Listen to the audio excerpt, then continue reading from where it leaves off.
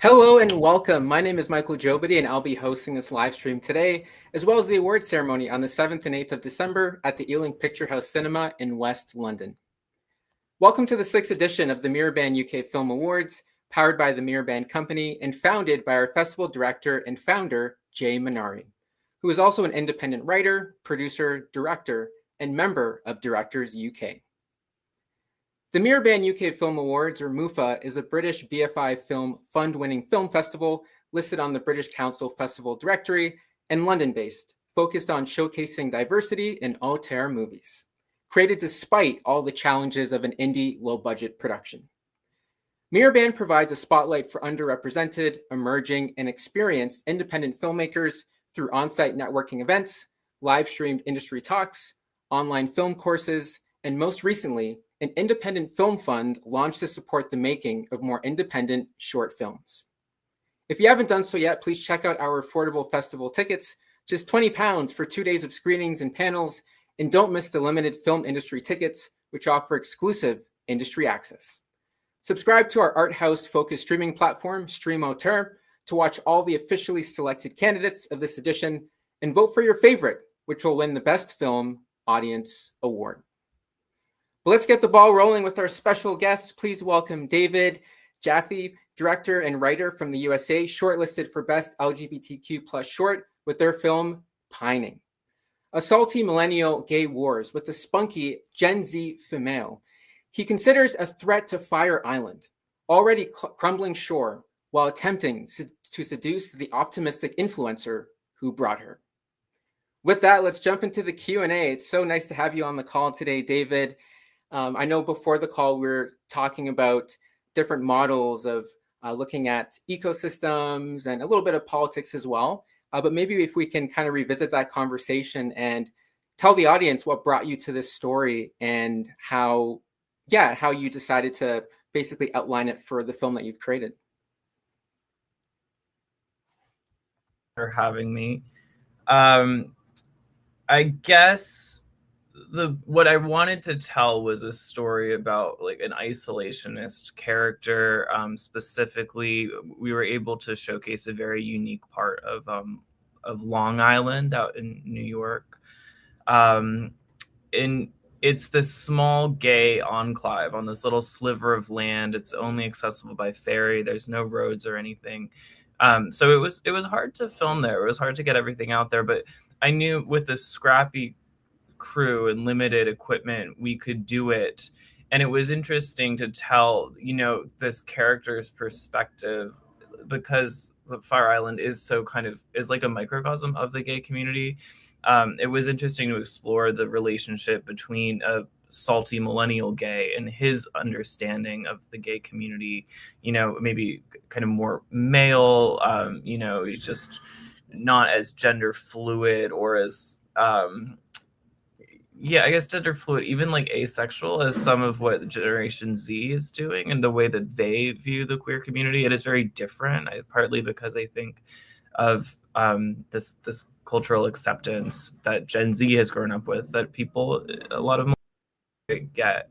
So I think Andrew, the main character, is kind of resentful of these young kids, particularly this girl who kind of represents this other coming into his space, the space that he sees as kind of sacred ground.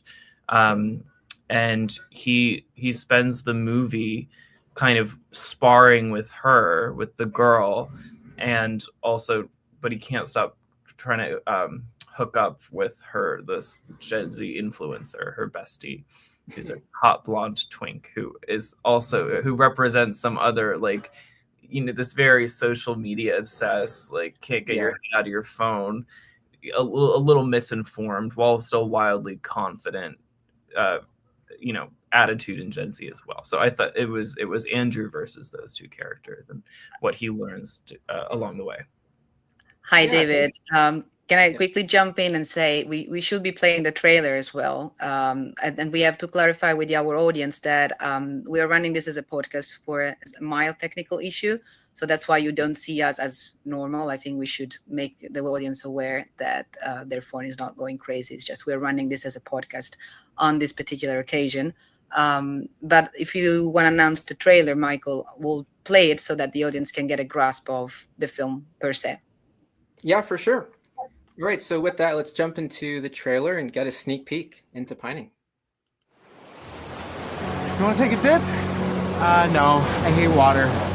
We just have gone anyways. Dinosaur! Girls don't belong on Fire Island, bro. I'm Kit.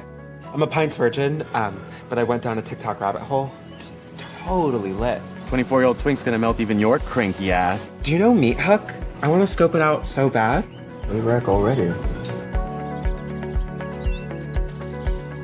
Well, my ass won't melt. This twink is robbing us and he doesn't even know it.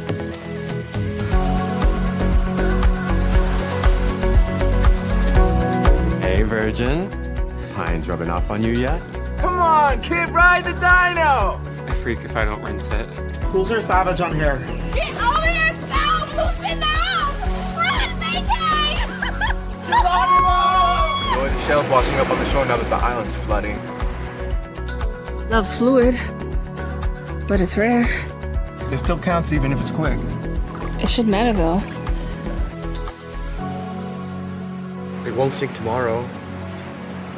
Enjoy it. Nothing less. Asteroid ahoy!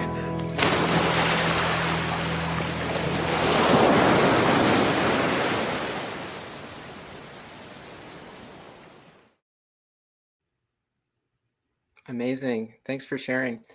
I do have one quick question. Casting. Can you walk us through the casting process?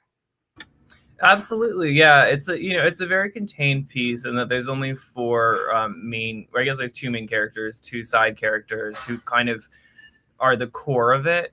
And I had a friend.